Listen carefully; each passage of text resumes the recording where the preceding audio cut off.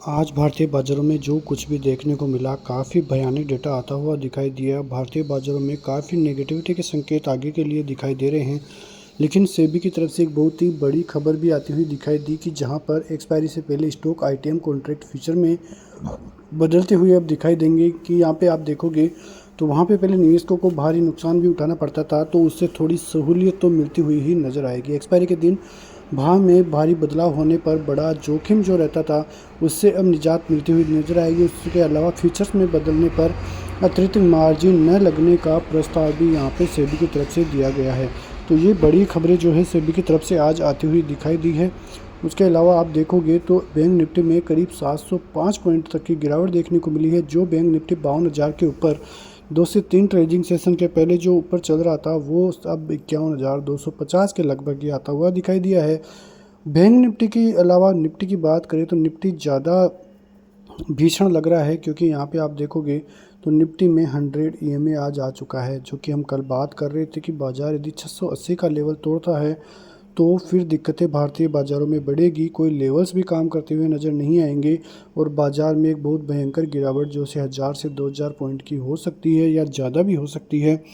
यहाँ पे देखें तो बाज़ार 472 के लगभग क्लोजिंग देता हुआ नज़र आया है और यहीं बाज़ार में 100 ईएमए भी है। अब बाज़ार के लिए यदि 200 ईएमए की बात करें तो वो 350 के लगभग पड़ता है और बाज़ार वहाँ तक पे आ जाए तो भी कोई बड़ी बात नहीं है, क्योंकि बाज़ार की आज जो क्लोजिंग है इतने दिनों में सबसे नेगेटिव क्लोजिंग आपको देखने को मिलेगी। सेंसेक्स में आप देखो तो सेंसेक्स 80,000 पर ही आता हुआ खड़ा हुआ है। करीब 1000 पॉइंट तक की गिरावट सेंसेक्स में आज देखने को मिली है। तो बहुत भारी और भीषण गिरावट आज भारतीय बाज़ारों की तरफ से देखने को मिली है। कुल मिला के आप डेटा देखोगे तो डेटा भारतीय बाज़ारों में काफ़ी नेगेटिव आता हुआ दिखाई दिया है। इंडिया विक्स में करीब 5% तक की तेज़ी देखने को मिली है। उसके अलावा आप मिड कैप को देखिए, करीब 2% से ज़्यादा की गिरावट मिड कैप के शेयरों में और स्मॉल कैप के शेयरों में देखने को मिली है। तो बहुत भीषण गिरावट कई शेयरों में देखने को मिली है। आप स्टॉक वाइज देखोगे तो वहाँ पे निफ्टी में जहाँ पे 6 से 7% तक की गिरावटें देखने को मिली है। लेकिन आप स्टॉक वाइज देखने जाओगे तो IRFC, NTPC, इरीडा, पावर सेक्टर से रिलेटेड कई कंपनियां और भी जो कंपनियां हैं वहाँ पे करीब 40 से 50% तक की भीषण गिरावट यहाँ पे देखने को आपको मिलेगी। तो जो पोर्टफोलियो अच्छा खासा पॉजिटिव था, वो करीब करीब नेगेटिव साइड में 40 से 50 पॉइंट होता हुआ नज़र आया है। तो आप अनुमान लगा सकते हैं कि जो लोग बाग इन शेयरों में ऊपरी लेवलों से होल्ड किए हुए हैं, उनके साथ क्या बुरा यहाँ पे मूड माहौल चल रहा होगा। वहाँ पे जिस हिसाब की गिरावट है, उनको रिकवरी करने में कितने महीनों या साल भी लग सकते हैं।